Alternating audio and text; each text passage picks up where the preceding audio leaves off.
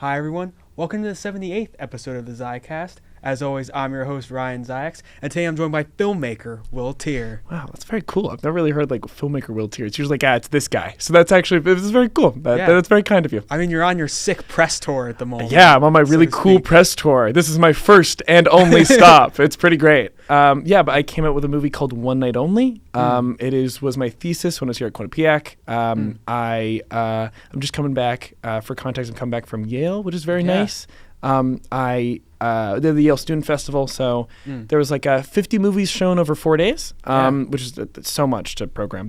So props to the Yale Student Film Festival team. If you're listening, you guys did a phenomenal job. That festival is so much fun. The movies were great. They range from like animation, documentary, international, from high school to college. Shows like huge range of stuff. So all the like blocks were all over the place, but each one was like, if not good, then like aesthetically so interesting. Awesome. And it was a really great time. Awesome. We'll get into that later on in the episode. And I'd also like to shout out episode 31 guest Liam Chen for technical directing once again. There he is. And Will, you know what we do here. We interview people. We get to know them better. And I'm excited to hear your story. So how about you tell us a bit about yourself? Sure. I hail from a little town called Duxbury, Massachusetts. I love it so much. I'm a big Massachusetts fan. Okay.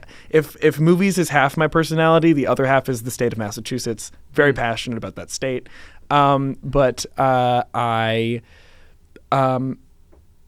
grew up in like a very little town. I've always been interested in like storytelling. My first like foray into it, I guess, was I was a really big history nerd. Like in my Duxbury is down the street from Plymouth, Massachusetts, where like the first Thanksgiving happened. So there's a lot of like genuinely outside my backyard is the oldest.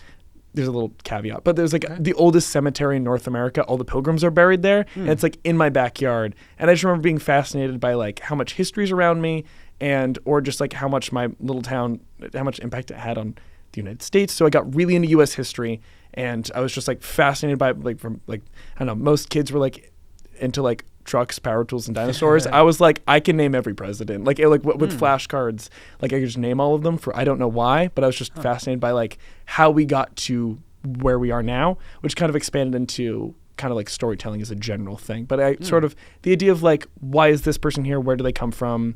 What have you? And why are we here now? Is something that just completely fascinated me. That brought me to storytelling. And then I tried, wrote some plays. I've, done some poetry. I've done like just like various other mediums of storytelling, but I just kept coming back to movies every time. It was just always movies. I still like love the theater, and I think if I had to rank like visual performance art, like it would be like TV's way at the bottom. I love TV, but sorry.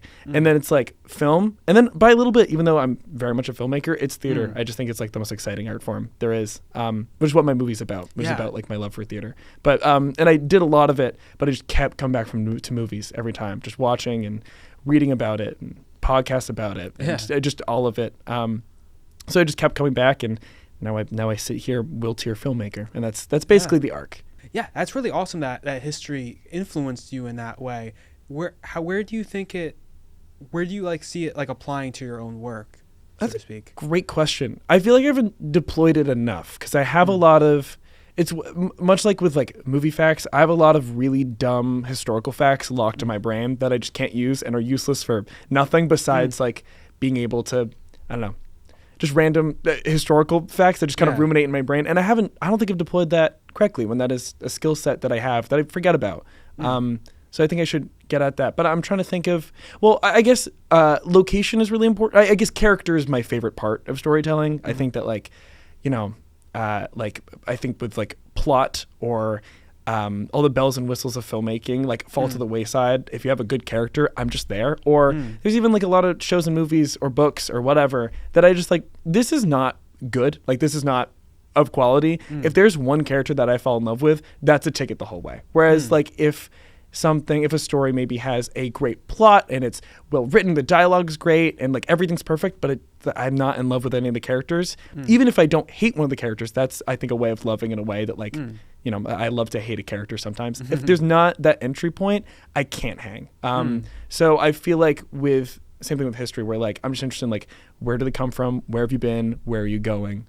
and just where that comes from. Like I'm just fascinated by people and how they got to the place they are, or how their environment impacts them. Like my hometown and Massachusetts as a whole has impacted me, and how a lot of my identity is my sense of place. And I'm just fascinated by where people come from and why they are the way they are. So I guess that would be the answer. But really, I don't think I've deployed like the actual. Yeah. Like I always want to do like a historical drama or some period piece, but I haven't dabbled in because I don't have the money to make like a period piece. But like, if given the opportunity, I would love to do like some swords and sandals epic, or maybe something in the Civil War, or something in another country, what have you. Just something of a different era to like sink my teeth into. I've always wanted to do. Yeah. So I was about to say you haven't deployed it yet, but you never know like the story that can come to you that can do that. Because period pieces are really hard. They're really hard. Also, I mean, something that I thought of with this movie, just because like at the end of the day, like I don't think I'm like where I want to be as a filmmaker. Like I have, every filmmaker says they have like more to learn no matter how good they are. Like I hear Martin Scorsese, who's like, I believe he's in his late 80s, and he's talking about like, I got to make a serious decision that like my final film might be the next one because I'm of that age. But he always says something where like, but it sucks because like I'm still a student. Like I'm still learning, when we all collectively think of him as like the best ever. Yeah. But even like Akira Kurosawa, same way, where he's like the best anyone has ever been at filmmaking. And he's still like, I genuinely, my biggest regret is that I didn't get started earlier, or I don't have more movies to make, or I'm still a student. So putting that in perspective, like, I was sort of just thinking about that and how, since I'm not where I want to be as a filmmaker yet, like I feel like I can't really go like, this is objectively so good. Like I'm like trying to figure out what it means to be proud of my own work. Because that's just like such a foreign concept. So going back to the question where like I wanted to make the movie where it felt like students were making it. Like I knew when anyone watched it, and very respectfully to student filmmakers, like you watch a student film and you watch it and you're like, this is made by students, and I can tell, which is nothing against the quality of their own work. It's just the fact that they're young and they're starting and they're still learning. And maybe some of the pieces don't feel like a real movie yet, because you will watch a student film and you're like, that's not a real movie. So I want to make something that has, like, it was a story about students where like you could never, if it's going to be a student film and someone's going to watch it and think it's a student film, then I'm making a film about students, like thinking of it as genre, because then you won't be like, well, it's good, but like I wanted to be like, no, it's good because it's a problem. Like, or like I wanted something that looked kind of rough around the edges and a little flawed, and it's about people making stuff, just because I knew from the get-go that like the movie's not going to be perfect. No movie is, but it's not going to feel like a real movie, feel like a student film. Yeah. So I kind of wanted to do that. Now I'm losing the sense of the question. I was going to say, question? I think that's a really cool concept, because like you hear a lot about people playing into their strengths with things. It's like almost like you're playing into a weakness. Yeah. That's really interesting. That's a great way of putting that. Thank you. No, of course. Going back to the period piece part, which is initially like I really want to make action movies. That's like the main thing. I'm like an action junkie. If a movie is bad but has like a cool fight scene, I'm there. Like I love action. I just think it's really exciting. But the thing is, like, for my thesis, I'm not going to go make an action film or a period piece or whatever, just because I don't know that, and I'm not good enough to make it feel like I've been there, if that makes any sense.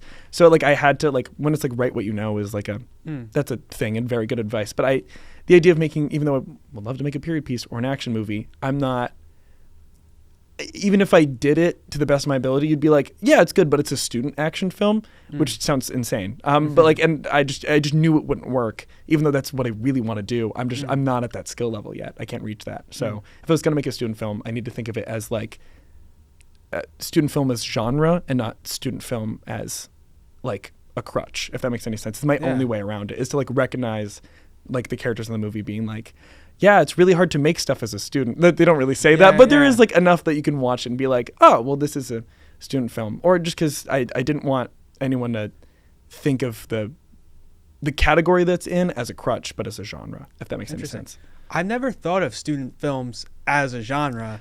They kind of are. It's totally weird that like it doesn't. Yeah, but it's not to say that I'm the first one that ever thought about it, but like I don't know. I needed some way because I was just so terrified of like I'm graduating. I can't mess up anymore. Like I got really good advice freshman year, where I forget what professor at Quinnipiac University, shout out Quinnipiac. But I forget what professor, but they're like, I think it was David Atkins, but he was like, hey, you're here at college as a filmmaker to mess up for 4 years so you don't mess up outside. Which was like really great advice that I got. And I was like, okay, I'm going to do that. I'm just going to make stuff all the time. Anytime someone's like, yeah, I'm shooting a short, Will, do you want to help? I'm there no matter what.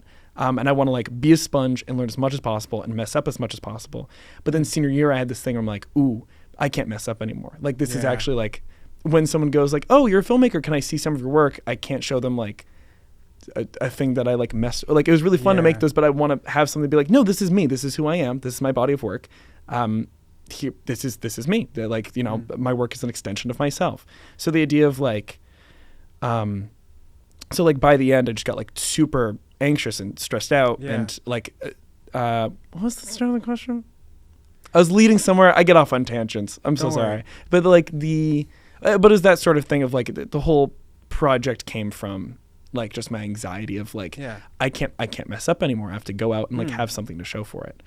Interesting. And that's something I worry about too, since I'm heading towards graduation. And so is Liam. Yeah, both of you guys. Like, I know you've been graduated for over a year now, or almost a year as we're approaching May. Yeah, well, because I genuinely talked with someone yesterday where I was like, in the past year, I've been able to be very cool about like, yeah, you know, I graduated Quinnipiac. I graduated like last May, and everyone's like, oh, well, that's cool. I have to start being like, well, I graduated a year ago, which is a completely different thing. Because like last May is like a casual, like, oh, look, I'm young, I'm figuring it out. Last year is like, okay, so what are you doing? Or at least that's another. And I've totally had like a worso back, worso over post-grad. Like everyone does. That's nothing new. But that's the first time where I fully felt the weight of everything.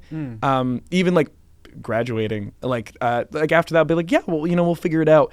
A year is like, okay, now it's like, ooh, like, because this is the last time I can say months. I only say years for the rest of my life. Like I graduated from college. Do you know what I mean? Yeah. Like I can't say like a few, like, where like it'll always, I can't say like 18 months. Like, nope, it's just a year, 2 years, 3, that's it. That's the last kind of thing I can have at the end of the number, which started to really freak me out. But yeah, and kind of I wanted to use it like to build on what you just said, like now being like almost a year into working in the film industry, do you still feel that way where it's like you can't really mess up anymore? Yeah, I mean, I think I've learned, luckily there's a new level where now I guess now I can say that I'm a filmmaker. I'm not like a student filmmaker anymore, but I think there is like a level where like, let's say ideally I'm a studio filmmaker. I'm making stuff, and like people know who I am, and I have cool actors in it, and they're cool people behind the camera. When that happens, like people will look back and be like, "Oh, well, this is his like early work," and I'm like, "Oh, well, no matter what, I'm in the early stages," and people will go back and be like,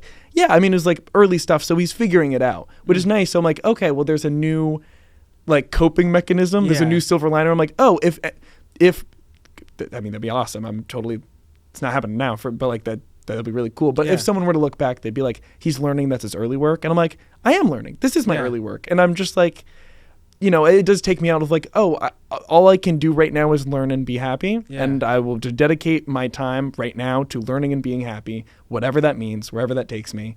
And just living in the moment, thinking of the future, thinking of where I've come from. But just living in the moment, whatever that means, as much as possible. To be like, actually, it doesn't matter. Like, I get to be where I am. No one's thinking of me in any way. No one has put me in a box yet. No one's been able to again, I'm trying to like get away from me being like, I'm going to be famous one day. Like, or like something, cause that's not like a place I want to be. But like, just because I need to, like, I just have a feeling I need to make movies. Like I really want to make them. So I feel like I kind of have to start thinking like that, but I don't know where does it end, where it's like me thinking of the future, or is it just ego, which is something that's really scary to me. Interesting. What do you think's the difference? So I'll let you know when I figure it out. But I think of ego because I always think of the thing with like with being an artist is that you can't be a good artist without ego. Like you have to, especially when it's like a visual performance thing, where like an actor. There's always things about actors being like inherently egotistical, which I love actors, but sometimes they are. But like. There's a thing where just because they're on screen, because they have some baggage with how they look, how they act, where they're from, that people will come into with bias, like just random biases, that they have to have a sense of self. Like you cannot be an actor without ego, like of some level. Like you need to know how you present to camera or even behind the camera to the audience. You need to know what baggage you bring with you in order to be a good actor. And I think the same thing is for any artist where like, you have to know what you bring to the table just by you being you, body of work aside, that like you have to have a sense of self. You can't be an egoless artist. That's just impossible. That being said, what's really tricky about that is something I get worried about is like I grew up, like I didn't have a lot of friends growing up. I was like really quiet, which is funny at Quinnipiac. I'm like, you see me running around like on stage. I like couldn't do that. So scared, like I had like a lot of trouble making friends, and it was not even just because I was like so quiet and just behind the scenes always. So the idea of like putting my foot forward, but then how much can I put my foot forward before, like I really want people to just like me casually. So like the idea of like how far can I put my foot out and know my sense of self and just keep working until someone starts to be like, I think Will Teare has a big ego. Like what's going on here? Which is something that's always worries me. So I don't know the difference yet because I'm trying to figure out like how can I be a successful artist and like put my name out there and have my face and name on things and be like, hey, this is my work without someone being like, it's this guy again. But I don't even want to get close to that. I just want to be like a normal person. But I am right now. But the idea that like if things work out career-wise, it's going to come to a point where someone's like, I don't want to see him anymore. I've seen him too much. Or he talks like this and I don't like that. Or he's from this place and I don't like that either. And the idea that like there are going to be other voices about me that's not in my own head. And it isn't like someone I can talk to face to face where I'm like, hi, I'm Will, nice to meet you, whatever. The idea that someone else has to know, it just is horrifying. But also I really want to make big, cool movies. So that's the only way I do that is by people knowing who I am, which is just really scary and like kind of frightening. Yeah. And it's kind of like the juxtaposition of all that.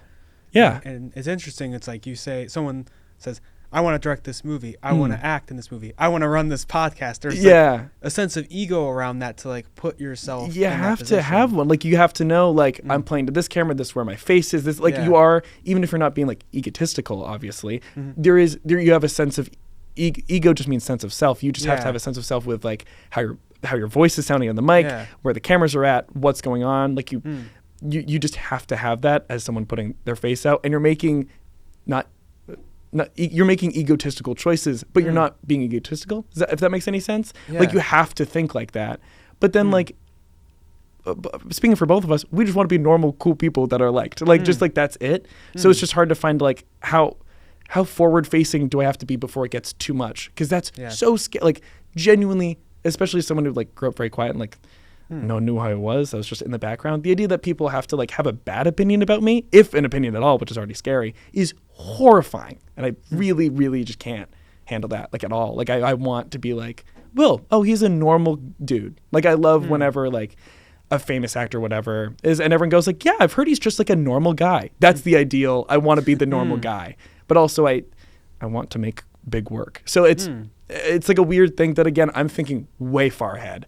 But it's just been something on my mind, especially like, I'm sure you've heard, I know like a lot of people, especially I was talking about, I love Adam Driver. And at work recently, someone was just saying like, I think Adam Driver's overrated. And I was just like, oh, really? I love Adam Driver. But I very casually was like, oh, really? Like, why? And they're like, I just don't like his face. And I was like, oh, right. Like that's a judgment that normal people will have about like famous people. Like, I don't like his face. I'm like, I just want people to think about my work. Someone's going to think about my face now. Like that's so, I it's just that kind of stuff where like, oh, and that's like a normal conversation people have about, I mean, I don't want to be an actor, but that's a normal conversation people have actors like, oh, they look ugly is like just a thing. And I'm like, wait, that's something I have to worry about too. I just want to make good work, but now I have to, it's one thing if they're like, well, the work is derivative or it's bad or whatever. I'm like, okay, well, it's myself, but it's an extension of myself that I can put different. If someone's like, I don't want to see you because you look ugly, even if it's just on, not to my face, if it's just elsewhere, I'm like, is that something I have to think about?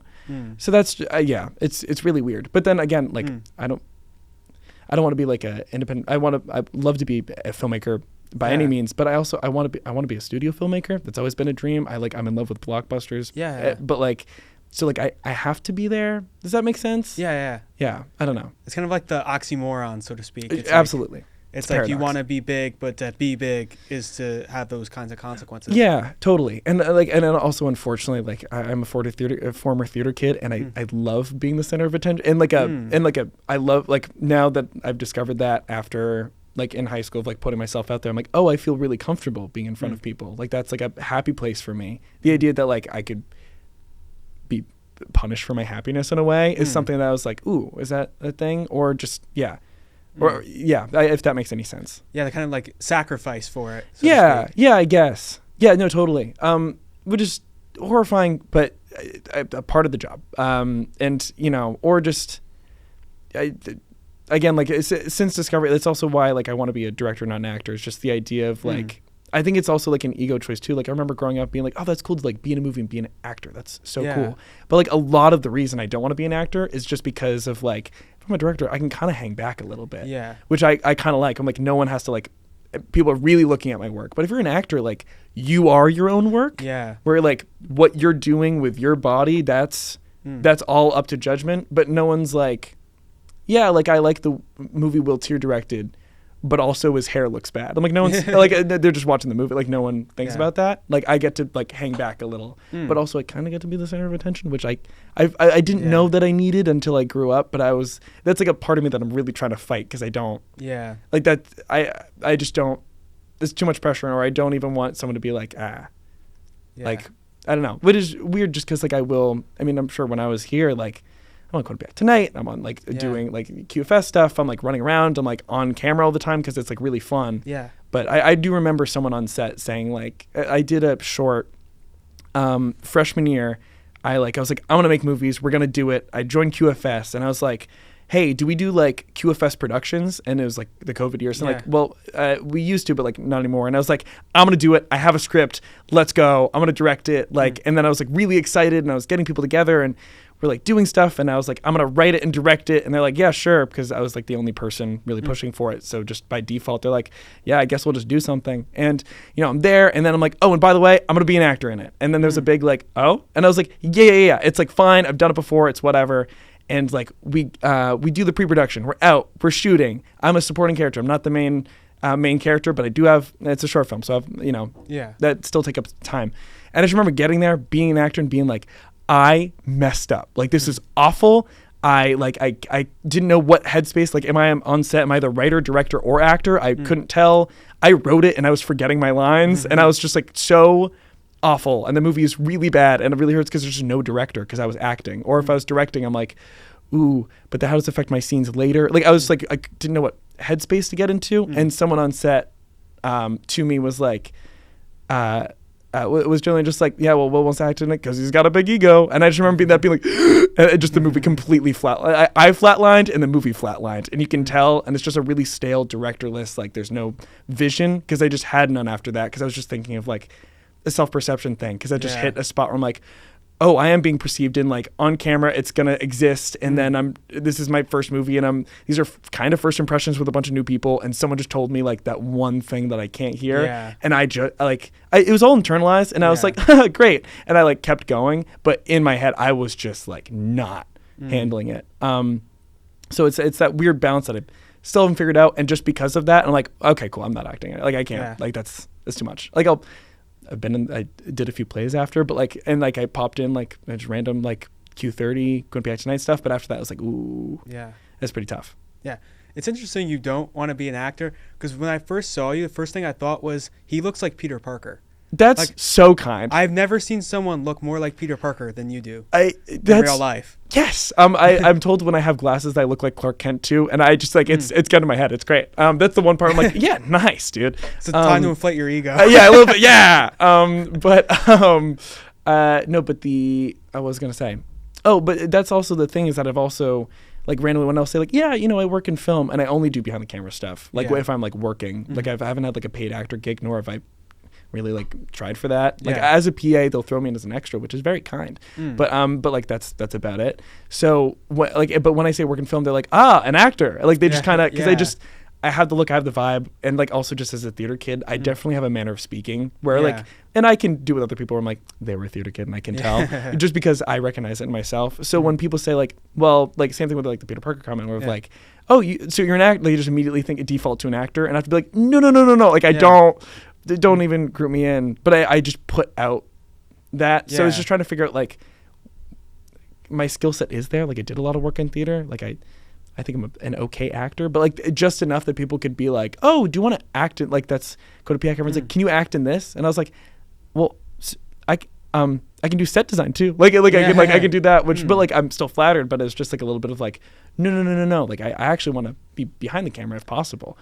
But again, I also just like, I won't say no because I like acting. So it's like a weird thing where I'm like, don't give me the opportunity to go into my weakness or the thing I'm sensitive about. You got typecasted as an actor. I got oh my God, I get you're so right. That's true. I'm that's actually really funny. I will be thinking about that. That's good. And it's interesting because you took that movie and then decided, you know what, I'm going to become QFS president. So president of the Quinnipiac Film Society, a big film club here on campus. So if you don't mind telling us about your experience with that. So we started off as a treasurer, which is very fun. It was like freshman year, I was just a crew member, or just like a general member. Sophomore year, I was a treasurer.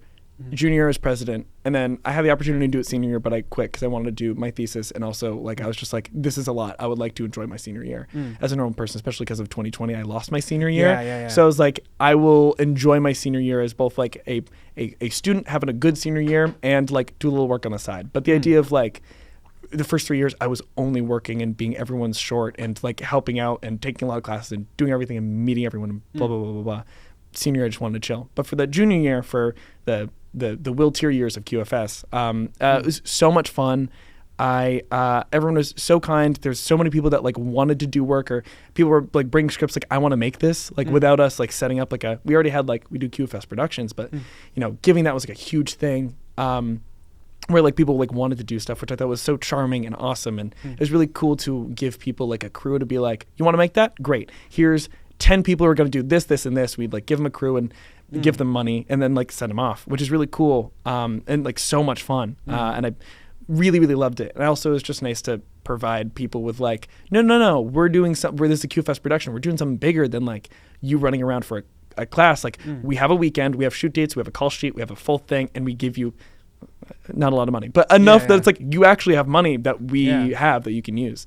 So that was so much fun. And it was also hard to repair because QFS was so like, if you pop in the QFS meeting, there's like, I think when I was there was like, I want to say 40 people would show up consistently. QFS 2020 is about like 10, maybe like 5, just because it was COVID. Or, you know, it was 2020 into 2021. So really low. And going back to, I was like there for like when we came back in person. And then when I was president, I was like, okay, now we got to like rebuild, like everyone who was there previously are gone. So now it's like, okay, on my own, just from scratch, let's build the club, which is like a weird thing. Like the club already existed by name and on paper, but like the people who knew how it worked beforehand were gone. So I had to come and be like, all right, I guess we have to rebuild the entire club, and let's do these things called productions. Let's do mini productions. Let's do like 8-24 hours. So it was like weird that like I was like being an acting president, but also like not a founder of QFS, but there was like a level of like, ooh, I gotta build the club again, which Ben like previously did way more work, but I just came in and just carried on what came in from the previous year. Because you're like an archaeologist. You were like uncovering the lost media. A little, but just only a difference of 4 years instead of like 1,000. So, well, we know in college 4 years can feel like 1,000. 4 years can feel like 1,000. That's very true. So that was like a whole thing, but it was so much fun. A lot of it was like me doing like, I would do like film seminars of like, hey, we're talking about this and here's this, and like I would explain like, here's how the Oscars get voted, and like I'd do like random film seminars that's kind of deploying like, again, my little bit of like actor thing of like I'm on stage and I did like basically movie-based stand-up Like essentially, and then also we just did like productions, but those were our meetings. There were like back and forth. We had conversations. We had like an allotted time for like, what did you see last week? What happened? What did you like it? What you didn't like about it? And then I'd have like a film seminar like weekly, where I'd be like, this is like, I'd teach like a class almost, which I think worked, but also I'm in my own work. But there were laughs in the audience, and that's what I wanted. And then our productions, but so much fun, just a lot of work. Especially running our Sundance trip too. That was like a whole thing, which shout out Casey McNichol, who did so much work for that and is actually just the best human being ever. She was my vice president and just like the coolest person. But and did so much work, especially on that Sundance trip. Thank you, Casey. It was had like a really great team behind me. They were all like lovely people. They were also my friends at the same time, but also like genuinely really hard workers. So, you know, I was president, but I had a team of like some perfect people that like made all the difference. Awesome. And your Sundance trip was also during COVID, which got canceled. So I was treasurer for the Sundance trip. Like, so we said it got canceled. It's the first year. The second year I went when I was president.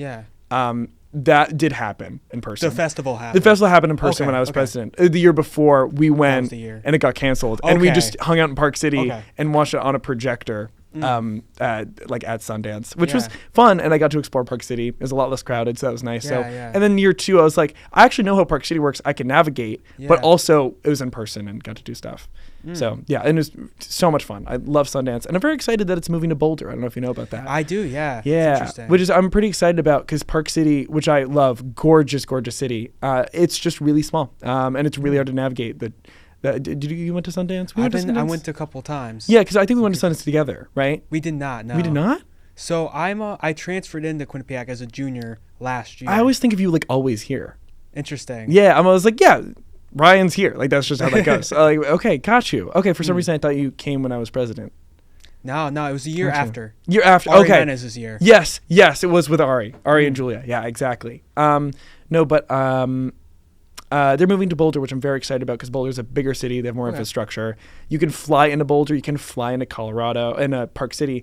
But it was so much easier for people to fly into Salt Lake and then try to get over to Park City, which Boulder's outside of Denver, so they have kind of the same scenario. Okay. But I think it's easier to fly into Boulder. They just have a lot more infrastructure. I think it makes more sense. But it keeps what's cool about Sundance and what I absolutely love about it is that it's not like a coastal festival where there is like a bit of a, you know, it happens in this country. There's a little bit of a coastal elitism that happens of like the conversation of like flyover states and things like that. So it's nice to have like your New York film people, your LA film people meet in a mountain town in like the heart of the country and have like, you know, it's cold. It's not like an LA warm thing. It's not like a New York, it's chilly, but we're hanging out kind of thing. It's like, it's in the middle of January. Yeah. You're in a mountain. It's very cold, but it's still like, and like there's more of like we're in the center of the country watching movies, and it's they have a lot of foreign films, but it's like a very American festival where like a lot of American independent filmmakers get their start at Sundance. Yeah. So I'm glad that they moved it to a city with more infrastructure, but keeps the mountain town kind of like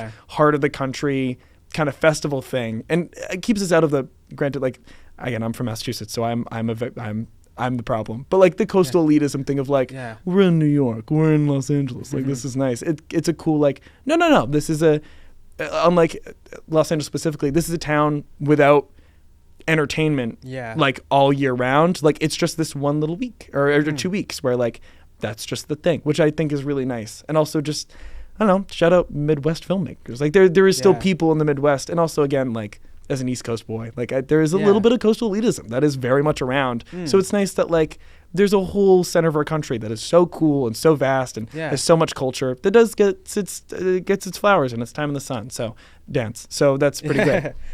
Trading Mormons for stoners. Yeah, that's what it's all about. Oh my God, I guess this will be a Sundance without Mormons. Yeah. Wow.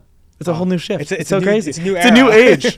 Oh, wow. Yeah. Just a lot more weed because that is. Yeah. I mean, Colorado. It is Colorado. That is so true. I didn't even think about that. Wow. Yeah. Damn. Well, hey, shout out Sundance. It's great. Yeah. Shout out film festivals, which is where your film, When I Only Was. Yeah. So if you don't mind telling us about the process of filming that and kind of its legacy now as it continues. Oh, legacy. so we submitted to a bunch. We finished it last year, or we finished it last November, but last year was in last like May. But we really finished it in November after some sound mixing over the summer. But in like color stuff, and we started sending it out over this fall. So now we're going on our like festival run. So. We submitted it to like 20. We've only gotten 2, and only like 4 have gotten back to us. And of those 4, 2 accepted us.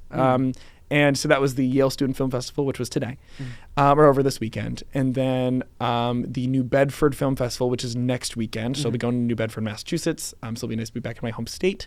Our composer is from New Bedford, so it'll be in his hometown. Nice. Which is like a pretty small festival. It's going on for its second year. New Bedford is. And we got nominated for a bunch of things, which is pretty sweet. We got nominated for Best Student Film, Student Screenplay, Student Director, Best Production Design overall, Best Original Song, and then Best Lead Actress in a Short Film for Kalala Kawanaka Wernley, who plays Diana. And then today, I guess like Yale, there was like 51 movies over like 4 days. Thursday was like a Yale specific where they just had their movies, and the rest 3 days were just international documentaries, shorts. It was a whole range. So we played on Sunday. It was very fun. There were 10 movies every day, or a little bit more, but it came up to 50 overall, and all of them are exceptional. And meeting other like student filmmakers is really cool. A lot of them also graduated like me, who are like figuring it out, but they have this movie that was their thesis, and they're like, yeah, I got this. And it's cool to get like updates from them, where they're headed, where they're going, meet people who are my age, because there's a Barry Jenkins interview recently where he was saying like advice to new filmmakers, and he was saying that like people always say like, oh, go network, go meet this person that can give you this opportunity. And he just went like, assume that no one's going to give you the opportunity. Get your game up with your friends. Like get your game up with other people around you, which I was like, oh, that's so much more attainable and makes more sense that like let the people come to you. Like just go get your game up with your friends and people your age. And I was just thinking about that. I'm like, oh, I got to get on that. So it's really cool to be at Yale and meet people who are like graduating and be like, because I'm living in Brooklyn right now. And I was like, are you in New York? What's going on? We should connect. What's your Instagram? What do you want to do? Oh, I'm making a short. Do you want to work on it? Do you want a PA? What are you trying to do? So it's cool to like have like, oh, there's this like newfound community that I'm meeting here. And I'm like, oh, that's why I come to a festival. It's like, I get to meet people and like, oh, maybe we could work on something together. If you already live there and I live here, then we can like collaborate on something. So that was really exciting. And I need like I've started to realize like, oh, I need to like, if I really want to be good at it, I can't just like wait till someone like buys my screenplay. I'm not a writer, but like, you know, like buys my screenplay or gives me $1 gajillion to make a movie. It's like, no. I gotta keep making stuff and learning, because there's so much to learn, and there's so many people that want to make stuff, and I can make, also just aside from that, I get to make friends, which is great. I love friends. So I just realized like, oh, that's such a more healthier, like, I'm so happy Barry said that, because it's like, it's such a healthier way of thinking than like, I gotta be friends with this famous guy so I can get this from him and whatever. It's like, no. Like, make friends, be like cool with each other first, be friends, and then maybe you can build something together, which is a much more positive, healthier way of going about navigating an industry that is so weird and so cutthroat at times. The idea is like, no. Make the best thing you can with your lovely friends, be friends first, and just get your game up and just have a good time. And it's so... I'm so happy that someone told me that. Yeah. That's one of the things I especially love, at least about the culture here at Quinnipiac, is that your peers are your peers, not your competitors. Absolutely. All the time. There's no rivalry really, or even if there is, it's like a very like, but we're like students and we're still learning. Like it's very chill, which I really appreciated. I kind of did. This is just kind of funny, but me and a friend talked about that. I did really wish I had like one arch enemy here. Like that's a testament to how cool Quinnipiac is. But I wanted one arch enemy to be like, I want to make a better movie than that guy, just because I'm like a little competitive and I needed someone to like make me better. Like a healthy rivalry, but really it was just all my friends being like, hey, cool, that was nice, let's make another one. But I did want like one arch enemy to be like, I want to make a better movie than this guy. But like a testament to this place, like everyone was so nice, and I really genuinely love everyone here. And even if I tried to look to find someone I didn't like, I couldn't. I just had a really good time, and everyone was so sweet, and it was really, really lovely. But I still wanted that arch nemesis. I think that would have been cool, just for like, it would have built character to have like one arch nemesis. I don't have one, and nor do I really want one. But on paper, it would have been like, that would have been kind of cool if I had that one guy that's like, ugh. Like Amadeus and Mozart. I wanted my. I think I'd probably be Salieri. I'm gonna be honest, but I wanted my Mozart like to be there. I'd be Salieri probably, but I wanted that guy. I was like, oh my gosh, I really want to beat him. But I didn't have that, which is honestly lovely. But like just for the drama, I think would have been kind of exciting for myself to be like. Yeah, and we met on the set of that movie. If you don't remember, I was an extra. Yes. And it was one of the scenes was a church, and I was sitting in the middle of Professor David Atkins. Oh yeah, and the legend, and Michael Hanley. Another legend. An interesting metaphoric blunt rotation with the three of us right there. Yep, that's fascinating. It was a fascinating combination of personalities. Funny. That is a lot of personalities, and it's not even you. It's just like I love it. It's mostly David Atkins. That guy. He came in. It was so funny. He came in with like a checkered hat and like he had like it was all like mismatched outfit, and he was like center row, and he was looking at the camera, and I was looking at him with the camera, and he's like, I'm gonna get in the shot, and I knew he wanted to get in the shot. Then there's like one crowd shot we had where like our main character in like a very rom-com. Spoilers for the movie, I guess. It's not really a spoiler. It's fine. But like our main character's rushing down the aisle to go see his friend after they successfully, or maybe not, we don't know, but like successfully pulled off the play, and he's like running through, and the audience is like getting up from their seats just because they're walking out, and our main character's rushing through as the music is going, and then David Atkins, when our main character's going, like when I like had to see him, was like, all right, and everyone get up, like because it was muted, so I'd be like, get up to get your seats. David Atkins would beat my direction just so he could get in the center of the shot. And it was so funny. And I was like, Atkins. And he was like, I wanted to be in the shot. And I was like, all right. But like we did have like one take that like, oh, that looks good. But David Atkins gets right in front of our main character. And I'm like, he's not the subject of the scene. It's our main character. This is the final. This is the like denouement thing. So I was like, we got to keep going, but it's just so funny to have him there and like have him hop in and try to like steal a shot, which honestly I thought was very charming, and I love that guy, so it was very funny. But I was just like, here's with his checkered hat, he's gonna get in the shot. I love him so much, but it was so funny. Truly a character. Love that guy. And what exactly I don't know if we've gotten into it, what is the movie about? Thank you. I would say this is why you run the podcast, you know what you're doing. The movie's called One Night Only. I wrote and directed it. It is a story about a playwright who comes in with last-minute changes an hour before the play goes up, which jeopardizes not only the production, but his relationship with his childhood best friend, who is the stage manager. So it's just sort of like a combination of like work and life colliding while it's their last show before they graduate. So that was, and it was my thesis before I graduate. So it was like pretty easy, like with what you know, it's like almost a one-to-one.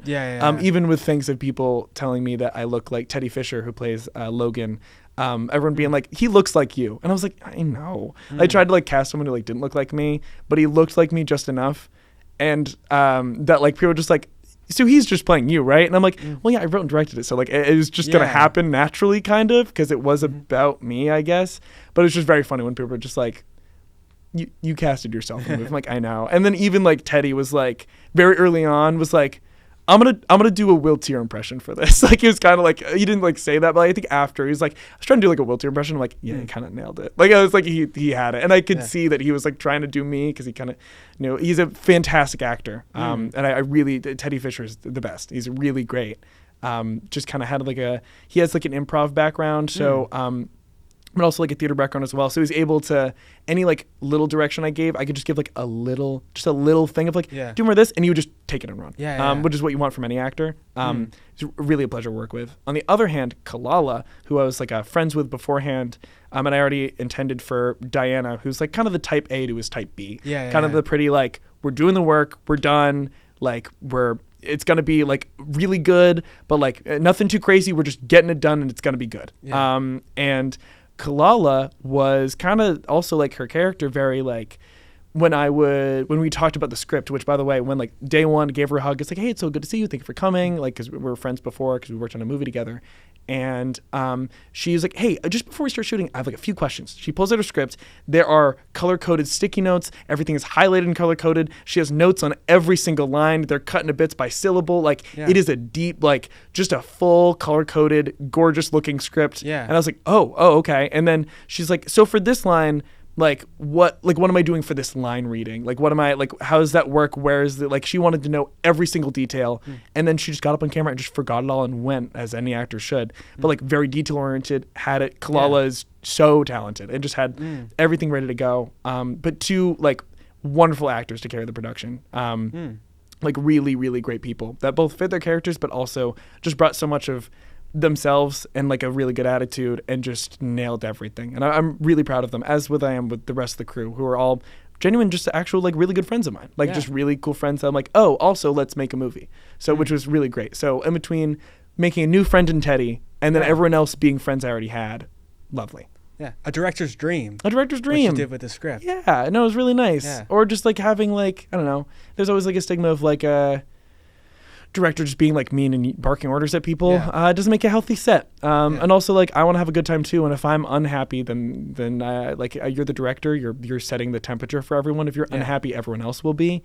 Like Ash Brandon had some really good advice. I'm gonna paraphrase it. I hope I get this right, but it's something of like a director is I'm trying to get it right. It's something about like a director is both a thermostat and a temperature setter. And I forget, or something like that, where it's like, just because everyone's like very much in the mindset that like they're making your movie, like you're making it together, but like you're the director, like they'll look to you for any questions about things. Like they're making your movie. So if you're unhappy with what you're making, people are going to feel it. People are going to do, and like if you're not in it, then no one else will be. So you kind of have to be like, how's everyone feeling, and how positive can I be to make a good thing? And it just makes it healthier. Also, I'm like, I'm friends with all of them. I'm not going to be like, hurry up. Like it's also just not in my nature at all. Like I just can't, anger is not an emotion I have access to. So like, it's just helpful to be like, no, we're going to be chill. We're going to be nice. We're just going to like work and see what happens. And if there's an issue, then we can like give like a long sigh and then we just have to figure it out. Like there's nothing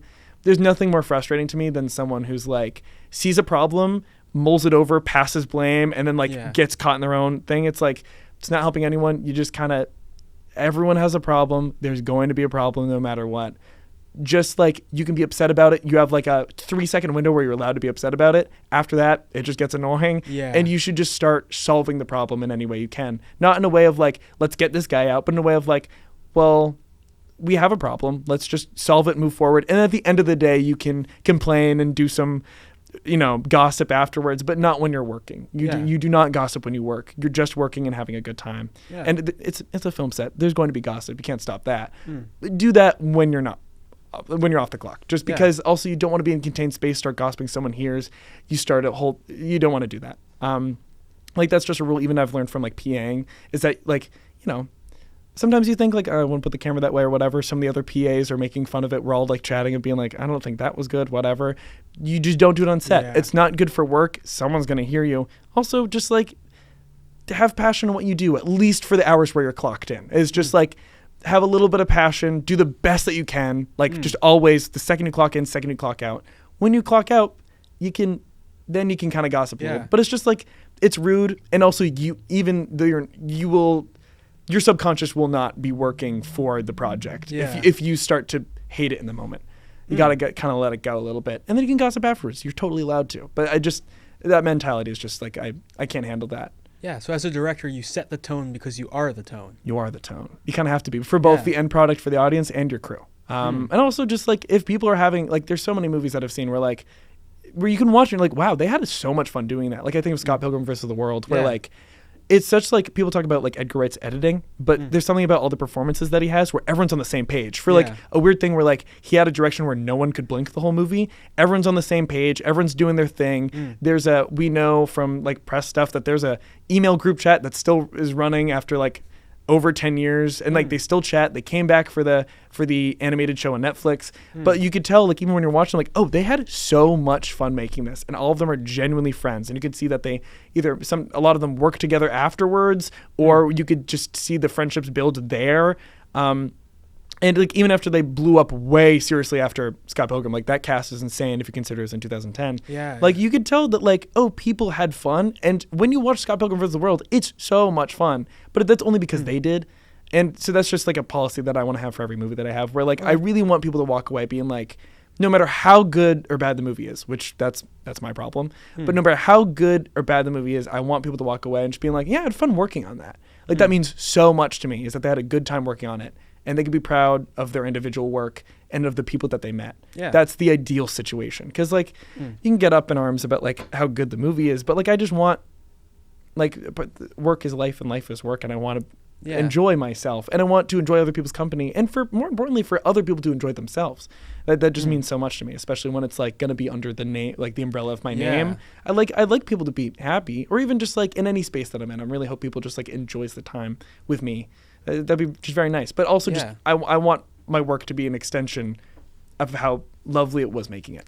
Yeah, kind of an aligned quirkiness. Yeah, with Edgar Wright. Yeah, no, exactly. And if there's like a quirkiness, I want everyone to be on the same page and comfortable with what we're doing. Like, there's never part of the process of One Night Only where I was like, I'm leaving you guys in the dark. I'm the director and I know what's happening. Do it. There was always like, if I'm doing something and someone's like, wait, does that work in the edit? I'd be like, well, yes, because this, and this, and that. And they'll be like, okay, cool. Like, I want to make sure like everyone from the, I mean, to be granted, I have a smaller set, but everyone from the PA to, Rebecca Ferguson, my lovely producer, like, I wanted them to be sure, like, they know what we're shooting today. Here's what the actors are doing. This is what's going on. Does that make sense to you? Even to what it's going to look like visually at the end, which a PA has no use knowing, but I want them to be like, no, this is what we're doing. Thanks for coming. This is what's going on.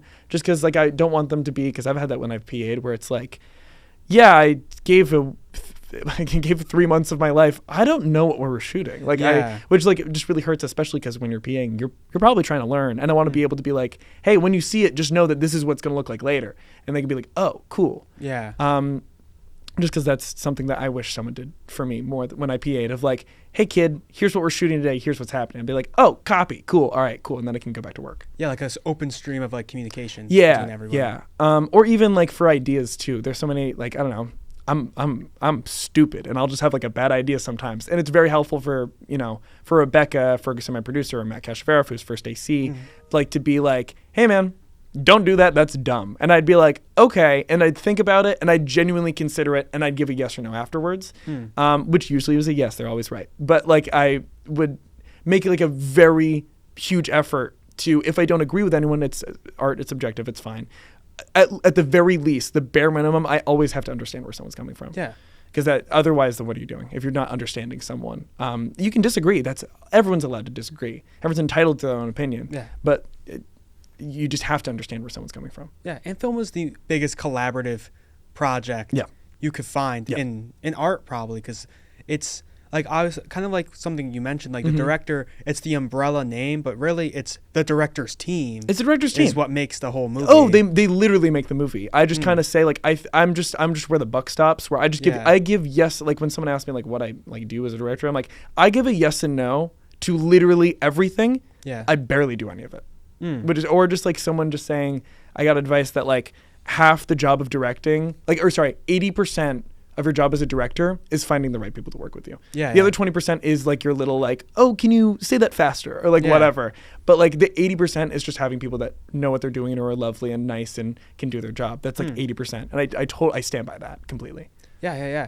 And something else that also interests me as you've graduated and you're moving into the film industry. You mentioned you're living in Brooklyn. Do you mind telling us a bit about that and like finding work in New York City? Yeah, sure. This is like such a side tangent just because I've been talking about myself, so I need to deflect for a second. You have an incredible beard. I tried to go to a beard the other day. Like I was trying to I'm going to grow a beard. I'm an adult and I'm going to do it. And it came in like fine, but I just I got to shave it. You have a fantastic beard. Thank you. I appreciate that. Yeah, no problem. I tell you look like Peter Parker and I get this. Yeah, I had to give you something. No, but like you...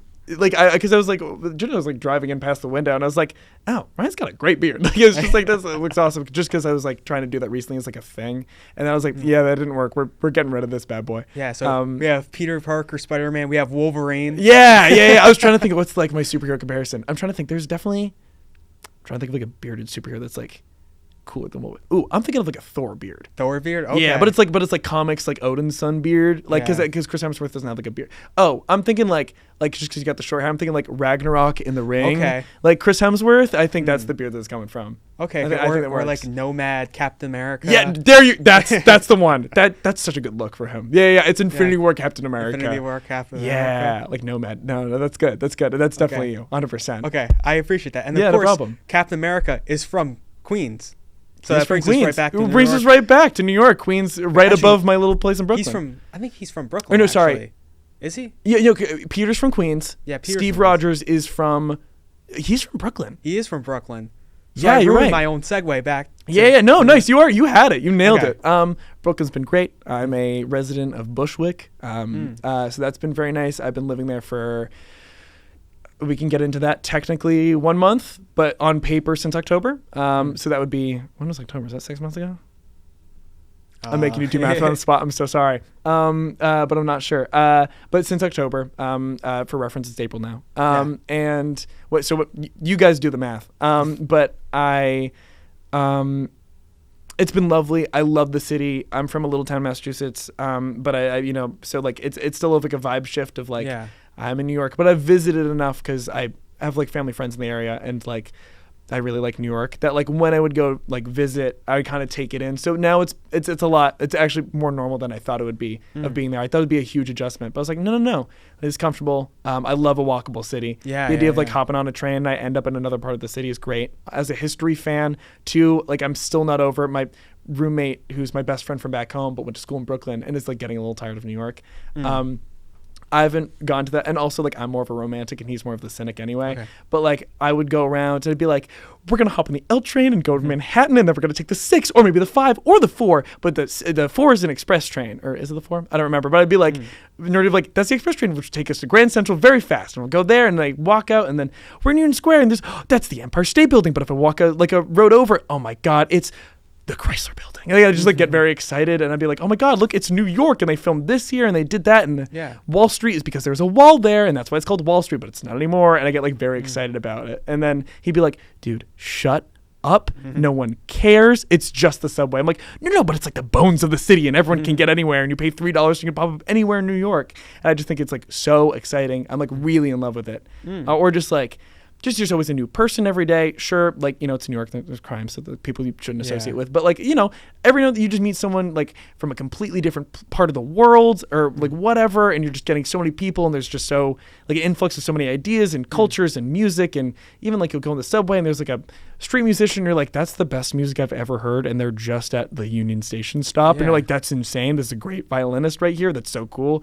So it's just so exciting to just bump around and meet people and see people, and so much culture and life and whatever, and danger. It's New York, granted, but like also at the same time, I'm just like a sensory overload for someone who just loves people, just to people watch. It's exciting to see, like, wow, I wonder where they're going. That's cool. Or it's also New York. Everyone's dressed so well, and it's like there's a lot of like, oh, I gotta up my game. That's the most beautiful person I've ever seen in my life. Or like that guy has his shit on right now. That's like such a cool jacket or whatever. So it's really cool to be like, wow, like there's just so much inspiration just by picking your eyes up on your phone and looking around, and you're like, I'm inspired by every single person here. And like, whether it's like me being a better artist, or of like, oh, that's so interesting, I would love to make a movie about whatever they got going on, or just even just like, I want to look like them, they look really cool, or talking to someone like, they're really kind and I should be more kind always, just to be like them. Like, that's cool. Like it's just been so lovely, and I'm really in love with the city. So you've really found your footing. Like, that's your footing emotionally in New York, footing job wise with like film stuff, no, but that's just kind of the nature of the work. But like emotionally, so happy in New York, which is weird. No one's ever happy in New York. I might be the one guy, but how about this? For my little time being there, I'm gonna keep the like bright-eyed and bushy-tailed kind of like, oh my God, look where I am, like, as much as possible, which is kind of my nature to be like, find the bright side in things even when I really shouldn't.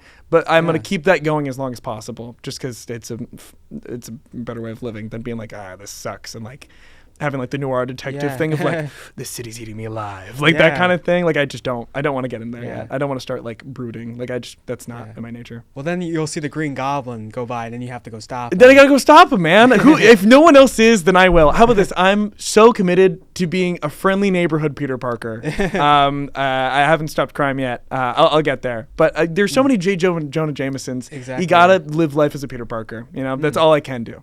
That's the goal. That's real. Yeah, I mean, kind of. Yeah, I mean, I don't know. Especially just New York is full of J. Jonah Jamesons. The world is full of like J. Jonah Jamesons. Yeah.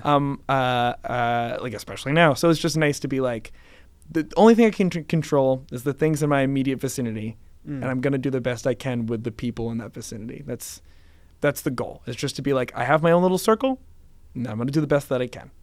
Which is just kind of nice. It is like, there is something special about being like a friendly neighborhood person. Is like, he's not like Peter's not like like, unless it's like a Avengers level threat. But there's what I love about him is like, like I have like these great powers, and great power comes great responsibility. But also at the same time, like, I'm a friendly neighborhood Spider-Man. I'm not like not the world's greatest hero or like Earth's mightiest hero in the Avengers. Is like, no. I'm in Queens. I'm slinging my web through Midtown, and I'm just like, I'm gonna do the best I can for my neighborhood. And I like that mentality of like, I'm a street level hero. I'm just doing my best in the vicinity. Not like a hero, but like, you just like know your lane and like just keep your friends close and just don't get too airheaded. Just like know what you're good at, stay in your lane in a positive way. Yeah. And for all the younger film students who are worried about what the J. Jonah Jamesons will say, do you have any more advice for them? Sure. I am thinking of the Willem Dafoe thing where like someone was like, do you have any advice for aspiring actors? And he just goes like, no, I don't. And I was just like, yeah, it's my guy. Because I don't know, everyone's experience is individual. Like even like as someone really obsessed with like where people come from and someone who wants to be a director, I'm reading anything I can whenever a director even gives like a glimmer of like, here's what I did post-grad, or here's what I did as a job before I became a director. Just because that's such like a missing link of just like, where did you come from? And it goes from like, I was this guy's assistant. Tarantino's thing is like, I worked at a video store and then I just became a director. I'm like, oh, okay, that's crazy. And then, or just like, there's so many different angles. So I think the only advice I have is that you are the maker of your own destiny. There's, you can read as much people of advice from people who are farther along than you, but at the end of the day, you come from where you come from, they come from where they come from, and like you gotta make your own worth. You gotta do what you can do on, not on your own, and like people can help you out, but like before you start like going out and just being crazy and like doing stuff, like master yourself, and then you can master everything else as best you can. Just don't just remember that like at the end of our lives too, I feel like everyone gets like so upset, like, oh, what did I leave behind? And I think everyone should not hope for like, what legacy of like work do I leave behind? It should be a legacy of character. Like it should be like, you should have a legacy of like people being like, hey, that guy was really cool. Or like, I really talked to that guy that brightened up my day. Like, I feel like everyone should aspire more.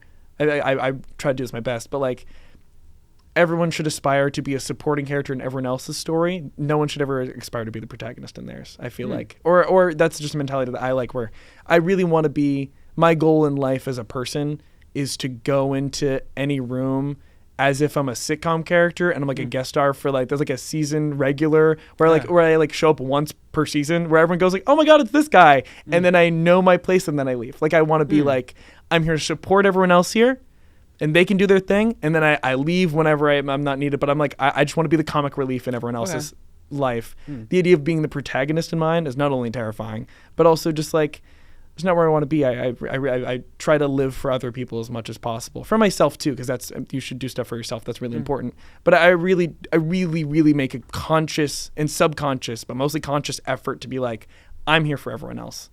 Just because we all know people who try to be like, who know that they, or at least think that they're the protagonist in their own story, which they are on paper, but like you can't act like, you can't put yourself out like that. Like you just gotta be there to support other people. So I guess to synthesize all of that in like one thing, my advice is to master yourself and then go master everything else, and then just make your own path and just accept that no one's going to give it for you. They might give you some advice and some help and a leg up, and people will. So just make friends and enjoy your immediacy of life around you. But also at the same time, just assume that no one's going to give you anything and that no one owes you anything. And that make your own destiny, but don't do it by hurting people. Because there's a lot of people who hear that and be like, okay, make my own destiny. I'm going to screw over that guy. Don't do that. No one likes that. And it's just annoying, and we don't need those people anymore. Just make your own destiny, but for your individual self and for others, not against others. Echoes the ego, what we talked about earlier. But we love a callback. So we love a callback. Brings it all full circle. Yeah. Actually, I probably said everything I did for that like whole 20-minute thing about ego. I think I said better in the last 5 minutes. So I think I could have made it a little shorter. But yeah, you're so right. That is a callback. Nice. Yeah. We went and you tightened it up. I tightened it up a little bit. It just needs a little time. That's always a note that I always had when I can't be a writer. Is just because everyone's like, hey, you just, that dialogue went on for 3 pages. And I'm like, yeah, but it's good. And I'm like, no, it's not. You can cut it down to 1 and make it fine. It is, or just like brevity is something I'm really trying to work on. Because I talk way too much, because I think just like as a kid, I don't think no one was listening, nor did I want to be listened to. But then as I discovered that like, oh, people do want to listen and people are kind and out there. The idea that like, oh, like the fact that people are listening, then I feel like I have to fill that like air with my words, when I'm like, no, I don't. I can actually get so much done with a few well-placed sentences rather than a whole monologue, which is something it's a podcast, so it's the nature of the thing failing at right now, but it's a podcast. I'm giving myself a little like caveat there, but like brevity is something I'm really trying to work on, or just like knowing my place in my own spot, saying something and then getting the hell out of there is something that I'm really, really trying to make a conscious effort about. Yeah. Well, let's fill some more air. Yeah. And fittingly or ironically, after all of that, I ask you some more questions about yourself. What's one thing that some people might not know about you, like fun facts? Ooh, that's a great one. I was trying to think. Someone asked me if like, can you do like a physical talent? And I was gonna like do it in front of the camera. I'm not gonna do that. I can do the Matrix dodge. I really wanted to do it as a kid. I'm like I didn't know that Keanu Reeves just was on like on stilts. I thought he like really did that. So I was like, I want to do the Matrix dodge. I'm gonna be Neo. And I can kind of do it. So that's one random talent that I kind of can do. I don't think I'm gonna demonstrate it here. Even though we're on camera, I see now I want to. But Will Teare tears both his ACLs on the Zicast. On the Zicast. I'm just hospitalized on the train back to New York. No, but I'm trying to think of like a fun. Yeah, still doing the interview. Still talking. That son of a bitch. I'm trying to think of like a fun fact about me. I guess earlier. I'm trying to think of just on the spot. Trying to think of like a fun fact of like a mental thing that I can do that's not movie related, which is pretty difficult. Yeah. I don't know. I think I'm just gonna stick with the Matrix dodge. I feel like, is there other like I remember doing a talent show here for Student Media Showdown, and my talent was there's a game called, I believe it's called Moviedle, and basically it would play an entire movie with no audio in 1 second. So it would just be like a flash of frames for 1 second, and I can get it right and call it what movie it is. So I did that like on stage where it just played on a screen, and I just went, that is Minority Report by Steven Spielberg in the year 2006. And then like it just like flashed on screen. That's like, you're correct. And I was like, sweet. And we did that like 4 times. So I have like a lot of weird, just very like, just random like movie based like things where like movie trivia or even like movies I haven't seen. I'd be like, yeah, it came out in this year by this director. I haven't seen it yet. I'm like, what do you mean? Didn't you just say? I'm like, no, like I haven't seen it, but I've done my research and did a whole thing. So there's just a lot of, or even same thing of like, I haven't done it in a while, but like I would make my little sister, we had like little president flashcards just because I don't know, I was a nerd, and my parents like, our nerdy son will like this, which is just like a bunch of flashcards with presidents' faces and just in the corner, just the number president they were. And my sister would flash those at me, and then she'd be like, hey, what's the name of the president? And I could do all, I think there's 44 at the time when I was doing this.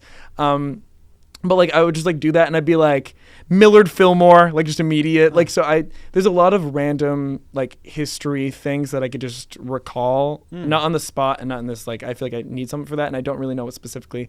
A lot of random like years and dates that are just locked in here that I cannot get out of my head and are useless for nothing. But I just like having because I was just interested. So there's just a lot of like there's just so many random. And I can't even say it right now, there's like so many stuff where I've like, someone just says something casually, I was like, oh, well, yeah, because this guy, and that guy, and like not even movie or history related. And they'd be like, how did you know that? And I just go like, I don't know. Like, it's just in there. I'm trying to think of like an example. Like I grew up like sailing. So sometimes like someone talked about like I was talking to someone recently who was, just like they're very into like boats and ships and things. And then like, just cause I grew up in like a town where they used to build boats, I just had like a whole story. I'm like, yeah. So like that and that. So that's a schooner where we did that and that. And like, I just had like a bunch of weird facts. And like, how did you know that? I'm like, I don't think I know. Like it's just stuff. So I guess that would be my special skill. A long way to say I don't think I have one that isn't movie oriented. Okay. I mean, I feel like what you said with your sister with the cards kind of like primed your brain or trained your brain to handle the Student Media Showdown. A little bit. And also I just have like I love trivia. Like I love a bar trivia thing, or I always loved Jeopardy as a kid, or I take a lot of pride in knowing things. My dad is a very, very smart guy who just knows a lot, or even I'd bring something up that he doesn't know about. Like I listen to this band and they do that and they had this song, and he's like, yeah, I know, I saw them live, or like something like that. Like my dad is just one of the smartest people I know, and I think as a kid I was always like, I'm gonna be able to do that, where I can like just like not be the best at everything, but just I want to know enough to hold conversation, or just like being a good conversationalist was something very important to me. Of just like I want to like know a little bit that I can like hold space with a conversation, if that makes any sense. Just because I don't really know where that, probably just from my dad, but I don't really know why that went in my brain, but that always seemed like a cool quality to have, is just to be like, no matter what person I meet anywhere in the world, whatever, as long as we can speak the same language, I can hold a good conversation with them. Yeah. So let's continue this conversation. And we know you love movies. How about I ask you one thing you love and one thing you strongly dislike, just in general, in life? In life? I don't know. Do you know the Las Culturistas podcast with Bo and Yang? Have you heard of that by any chance? I know Bo and Yang. I don't know that Bo show. and Yang has a podcast called Las Culturistas, and they have a tradition where at the end, or near the end of the, they ask their guests to have it's something honey. I forget what it is, but it's like a catchphrase. Oh, it's like, I don't think so, honey, or something, where it's basically they let their guests go on a rant for a timed minute about something they don't like in life. Really? And I've been trying to write them down, and I wish if I knew, I would have like it ready to go, be like, I don't think so, honey, and I'd like go in and do that. So now I'm trying to think of one on the spot, but I was making an effort. I'm like, I want to write down all my little gripes of like my Curb Your Enthusiasm level, like gripes about life and things. So you're catching me on the spot when I wish because I was like, I should do that in the future. So you're catching me on a spot where I don't. But something I hate, I hate people who don't give things a chance. It actually just drives me crazy, specifically with like, I think like so many issues in this world just come from people not seeking to understand someone. Again, not like going back, like you don't have to agree with everyone, but just not seeking to understand where someone comes from drives me up a wall. Like the idea that someone can like look at someone, and sure, everyone, you're human, everyone has like biases, but to not check those biases by getting in conversation with someone is insane. And I just think is like why we have so many issues always on this planet as a human species, is just the fact that people go like, I'm seeing this and I don't like it, I seek not to understand it, but to fight against it is crazy. You can fight against it later, but only after you've fully understood something. And you take that. For an example, I, like even for what I look like in like, what I look for in like just my friends or like anyone I date too, is just like, we don't have to agree on anything. What's more important is that like if I have something I'm passionate about or you have something I'm passionate about, we have like a mutual goal to understand it as much as possible before we make an opinion. Because I know too many people that just see something at face value and go like, oh, that's not for me. Like I don't like that. That's not for me. You just sound like a little kid where it's like, I know I did that as a kid when my mom would like give me broccoli and I'd be like, I don't want to eat it. And she'd be like, you've never eaten it before. And I'd be like, yeah, but I know I don't like it. That's in my head of like, that's what people sound like when someone says that's not for me. And I'm like, it might be not for you, but you've never done this before. Give it its chance. I mean that with like art especially is something that drives me crazy, but with people too, of just like, they're not my person. And I'm like, well, have you talked to them? No, I just can tell. I'm like, no, talk to them. Then you can absolutely make your opinion. But just the idea that someone can look at something and be upset just by face value, like judging a book by its cover, is crazy. And really drives me insane just because I like to do that for everything and everyone. So the idea that someone would do that to me is absurd. So I just don't want to do it at all. That's just a rule that I have, is that like, even if I can see like any piece of art, like the idea that someone like just wouldn't want to engage. I'm like, no, you might be losing out on your new favorite thing or a part of yourself you never accessed. Like that's exciting. And it's what like I love learning. The idea of someone like learning is living, and the idea that someone doesn't want to learn, you're just, what are you on earth for? I don't like, I can't understand what people do when they decide to not learn anything. I'm like, well, what are you on the planet for? That's what I'm here to do, is like, I just want to learn things. Like that's what I get really excited about, that of like just getting more knowledge so I can make the world a better place. So the idea that someone doesn't want to drives me crazy. Yeah, and lifelong learning, like Martin Scorsese and Akira Kurosawa said. Yeah, of just like, I'm always a student. I love that mentality. Or the idea that like that, especially this with older people, especially, and it's something that I have like a goal that like, if there's some point when I'm old and I'm like, oh, I don't want to handle that. I'm old and I don't want to handle that. Or I don't want to learn about that. If I get to a point in like old age where I don't want to learn anything, I don't think I should be around. Like I just like, or I just don't want to be one of those people like marginally old person, like I can't handle that, or like I don't want to engage, or like what are the young people doing or whatever. I can make my opinion if I fully engage with young people, but I just don't want to have biases without engaging with anything, because then what, like if I get to a point in my life where I can't learn anything, I don't know what life is without that. So I do want to be like I will have more opinions as I get older. That's just how life works. And I'm accepting that. But I never want to be someone who doesn't understand other people or doesn't seek to understand other people. That just sounds crazy. And it's also why, like, we live in a very hateful time, is because there's a lot of older people who don't give other people the time of day to listen and then make your opinion. It's immediate, like, I hate you, get out of here. It's like, well, it's like, it just feels very fascistic. Like, like it just, like, I don't know. Like the idea that someone like can look at a group of people especially and be like, oh, it's those people. And I'm like, what are you talking about? Like, just speak to them in person, figure it out, then you can go. It's just the idea, like, it's just like I associate with fascism almost. Like, it's like the idea of like not engaging with another culture, another person. Like, what are we here for if not to make each other's lives better, or at least to understand? You know, it just drives me really crazy. Yeah. And you talk about, like, moving forward, looking ahead to when you're in your Larry David era. Yeah, which is, I love Larry David, and it's so funny that there are people out there to be like, nah, I can't handle it. But that's funny. But at least Larry, what I love about him is that there is an edge of, like, he's the butt of the joke a lot of the times. Yeah. Like, there's a lot of times where he has his opinions, and, like, offensive as they are, sometimes Larry David is very correct. That being said, end of the season, everyone's making fun of him for a bad thing that he did. Like, there is, like, a thing where, like, yeah, you can be a Larry David guy, but what I love about Larry David is just he has that thing where it's like, also sometimes him not seeking to understand makes him blind to something that just blindsides him and is very funny for it. Like, there's a self-deprecation with that I think people forget about because it's a little subtextual. Yeah. Where, like, there's a self-deprecation with Larry David. Same thing with, like, Conan O'Brien too, is why I love him too, with, like, very smart people who do make fun of other people. But at the end of the day, the joke is always on them for being that person, which I love. I think that's so funny. And just so true. And I wish more people had the wherewithal to be like, I don't like this, but I'm also an idiot. And I'm like, that's awesome. That's great. Like, you can come at that angle. Like, that's fine. But just people just don't recognize hate within themselves, especially in comedy. I love it when it jokes on them. Something I have a problem with, like Jimmy Kimmel, where he'll make fun of people. There's never a joke on Jimmy Kimmel ever, but it'll always be on other people. And I'll be like, so where's that little break? That's what something I love about Conan and Larry David, is that they're very intelligent people with a lot of opinions that are offensive and funny, but then it's always on them. Same thing with Bill Burr. Yeah, and that's a comment on ego too, is the fact that they're willing to step outside themselves. Yeah. Oh, absolutely. Do you have I've so many questions asked to me. Do you have, like, a favorite comedian or a favorite person like that, where you're like, comedian.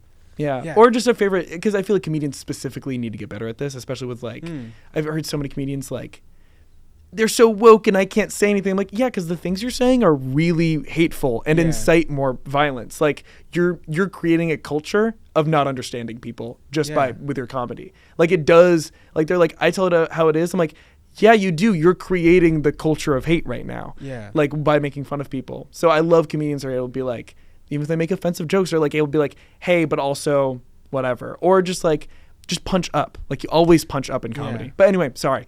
Do you have a favorite comedian that's like that, or who, any people like that? Yeah. I mean, the first guy that would come to my mind would be like Shane Gillis, who's really big right now. Absolutely. Who very much understands who his audience is. Yeah. Oh, he definitely knows his audience. To it. Sure. And also it's like a lot of his jokes, he's just making fun of himself. He is making fun of himself. Absolutely. Yeah. Totally. No, that's such a great pick. I do think I do rub up against Shane Gillis because there is, like, a little of, like, just because he does that, but he's just edgy enough where I'm a little like, what are you saying? Like, you know what I mean? Like, I'm a little, even though he does, like, he always brings it back. But there is, like, a little bit of that where I get a little nervous, but I think he's, like, very, very funny. But do you know what I mean? There's, like, a little. He's kind of like toes. He's right on the edge. Yeah. I still love his work, totally. But there's, like, a little, like, I was like, who did you vote for? Like a little bit of, like, okay, but what do you mean by that? Just, like, a little. As someone who's just, like, you know, especially now with, like, with that man being president, I'm trying to be very careful of, like, okay, but, like, do you have, no matter who you vote for, do you have the people around you's interest at heart? Like, are you accepting of other people? Like, where are you is something I get very worried about. And kind of like where I was before I brought us into Larry David and then everything else. I was going to ask you about, like, your hopes and dreams professionally or in general. Oh, sure. I want to be a studio filmmaker. That is the goal. I want to be, like, I'll totally be an independent filmmaker and, like, work and do that. But not studio as in, like, honestly, for financial security, film is really, really tough right now in the United States. So that's, like, just an honest thing of, like, that I want to be able to make enough money that I can, like, when I have kids, to spend the most amount of time with my kids as possible and to, like, be a good father and to, like, just do that. Or just, like, be a good husband or be a good friend. or be a good family man for both like the family that I will have someday, but also like my parents and my sister and my cousins. And like I'd want to be like a good human being, and also just financially be able to, because like for an independent filmmaker, it's just not, it's really hard to make that work. And also for studio people, like you have so many things of like lots of people in Hollywood just getting divorced because they just like became famous because they just only worked. And I just don't want to be that guy. Like I want to be able to like make time for everything, because I love working, but also like I want to be a dad someday, and I also want to be a good husband, and I would like to be a good boyfriend, and first obviously, and then I want to be a good son and a good brother, and that's more important than being a good director. So I want to be able to like do both, and I feel like a studio filmmaker is the only way. And also, I grew up on blockbusters. I want to make big, cool movies that make people happy, and the most amount of people happy. Specifically, like I really miss. I really want to have like a romantic big movie, not like a romance film, but more of like.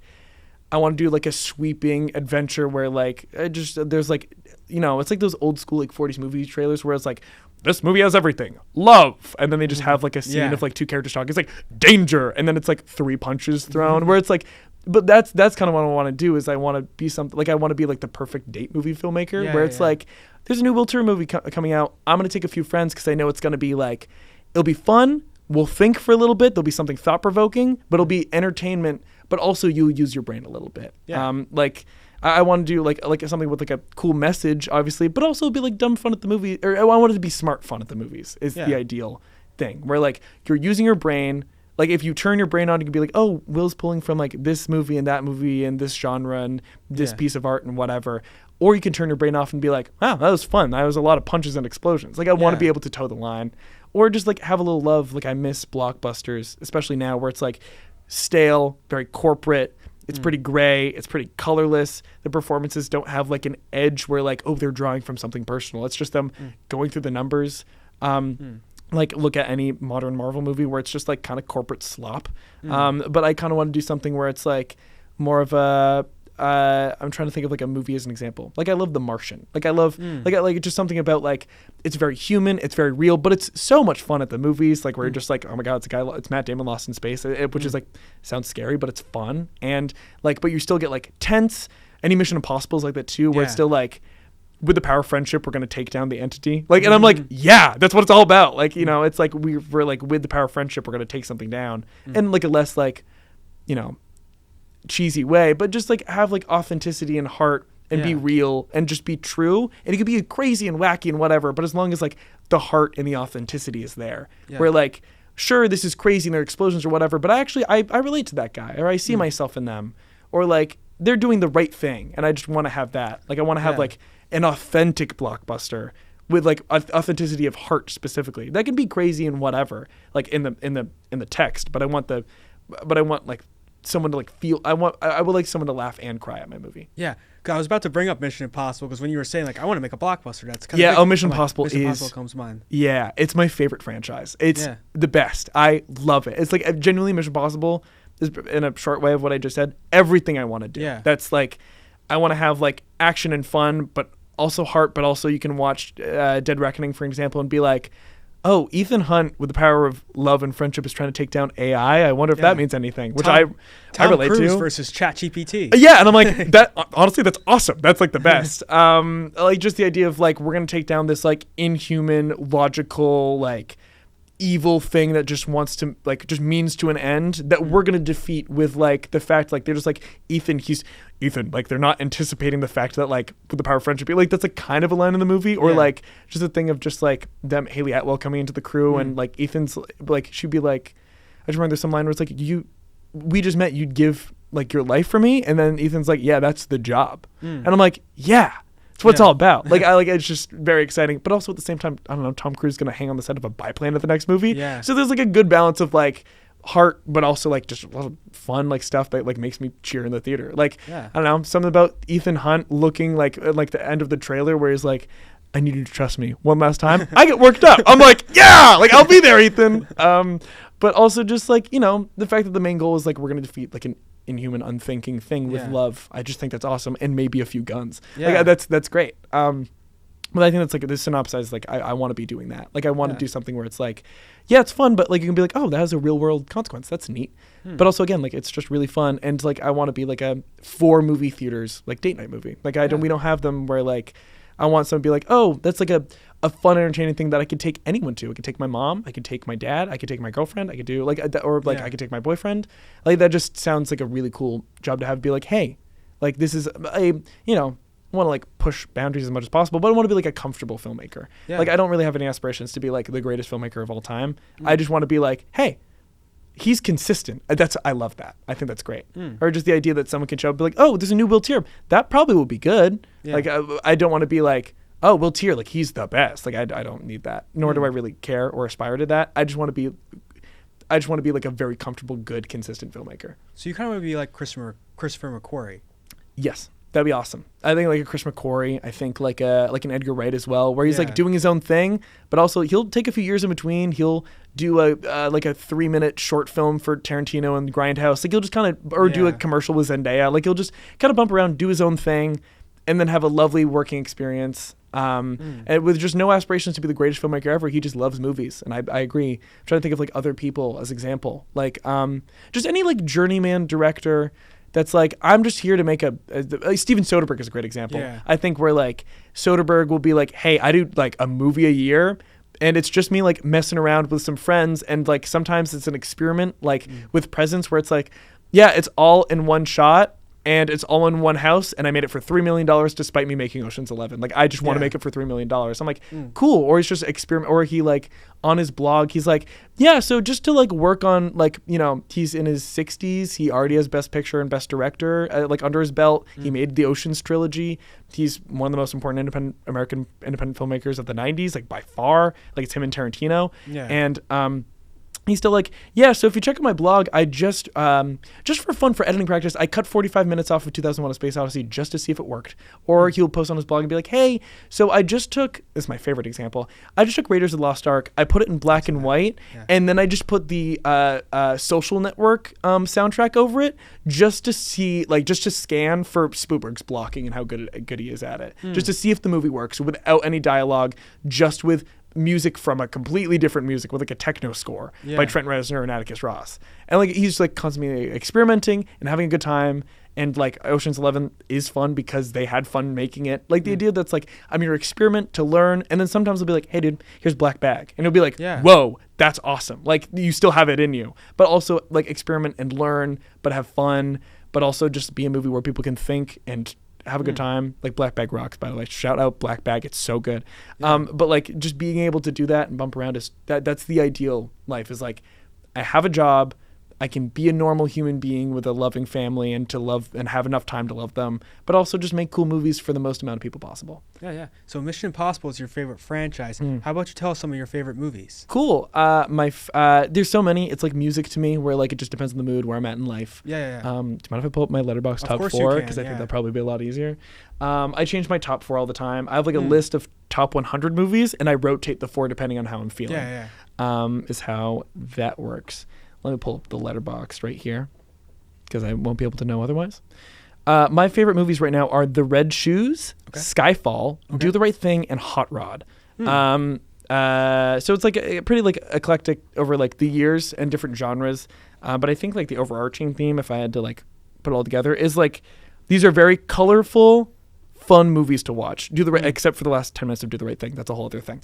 But like the first hour of Do the Right Thing is so much fun, and like there's so much love and like culture and life and all that until the last 10 minutes where it's really depressing. But for everything else, I guess like The Red Shoes, I love something that like takes chances creatively, like with all those movies taking chances creatively, but also again is like fun movies where you can think. Except for Hot Rod, you don't think. That's just that's just my favorite comedy. But like, you know, for everything else, you can kind of just like lose yourself in, but also you're always conscious that it's a movie, but you can take it with you. Which I really love. Like the idea that like, hey, you're watching a movie, I'm gonna use all the bells and whistles with like this cool actor, and we're gonna use this lighting and this shot and whatever, and it's like, ooh, it's crazy, it's a movie. You never forget it's a movie. It's not like realism, like it's a movie. But then you can still, it's not like Like I don't like the idea of like a popcorn movie. Like I like them in theory, where it's like, yeah, it's a popcorn movie. You go in, it's a fun way to spend 2 hours, and you forget it when you walk out. I don't want you to forget when you walk out. Like I would like you to walk out being like, oh, I think I want to be a better person. I either want to be like that character, or in a just as cool sense, I never want to be that guy. That's something that like I really respond with. But is the package that it's delivered to you in is a Mission Impossible or a Skyfall or a, whatever, where there's so much else going on, but you walk out being like, oh, like I would like to live life fuller by the end of one of my movies, despite ideally I have like 30 explosions and there's a plane crash and there's a gun and then there's like a cool these two characters make out and you're like, yeah, like I want like so many other things, but I want you to walk out with a positive like, wow, I actually would like to live fuller after this. Yeah.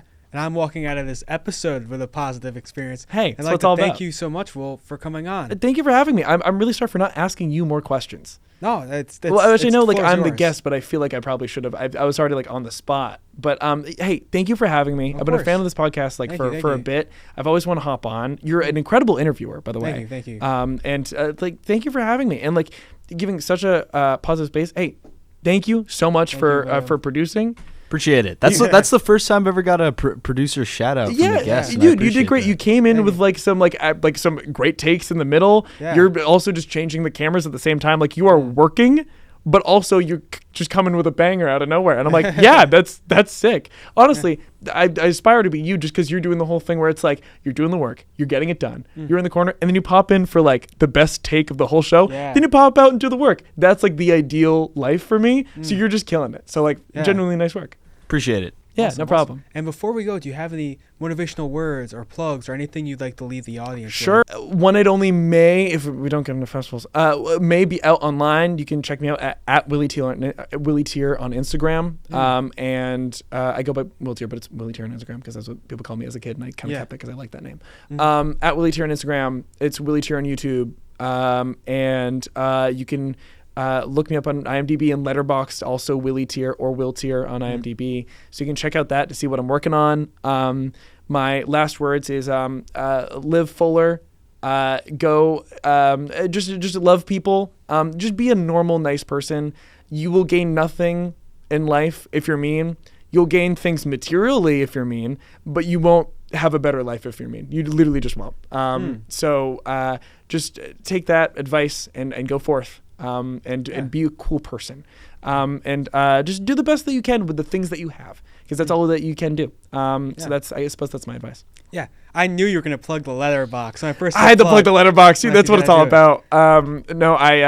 Those 5 likes I get per movie review are so important to me. And I will, like, if I get no likes on a review, I'm like, I'm deleting it. I only want the best. Like, I will be like, this isn't worth my time. Like, even if it gets 1 like, I'm like, I might delete that. I need 5, like at least. So that's very important. So follow me on Letterboxd. I'm watching stuff all the time. And then hey, if you're also another filmmaker, and if you find yourself in New York, reach out. I'm happy to help. Or even a filmmaker at Quinnipiac. Not that I'm like worth reaching out to, but if you just need some advice or any help or just anything, I'm around. So DM me on Instagram. Very open to any advice, or just to help out on more projects, because I like helping out on projects and meeting other filmmakers, because I want to meet more filmmakers, because that's exciting to me, or just people. So feel free to reach out. DMs are open for literally anything, whatever you need. Yeah. And I always appreciate your passion and enthusiasm for film, your friendliness, which is always apparent. Thank you. I really appreciate that. Why we got to know each other somewhat well, despite like never really overlapping. Yeah, no, that's so true, because we've like passed by for like so many different reasons, but never actually like sitting down. Which also, I wish I had a podcast so I could interview you this time, because now I just want to learn so much more about you. But it means so much to be here. It's been really awesome. Or just to visit Quinnipiac again has been like really lovely. Yeah, so I appreciate you taking the time to do this, to share all of these experiences and all of this great insight. So thank you for joining us here. Hey, Will. Thank you. And thank you for shouting out Liam. Absolutely. Shout out Liam, dude. Shout out Liam. Yeah, of course. And as always, this is Ryan Zicast with the Zicast, where everyone has a story, signing off. Thank you so much for watching.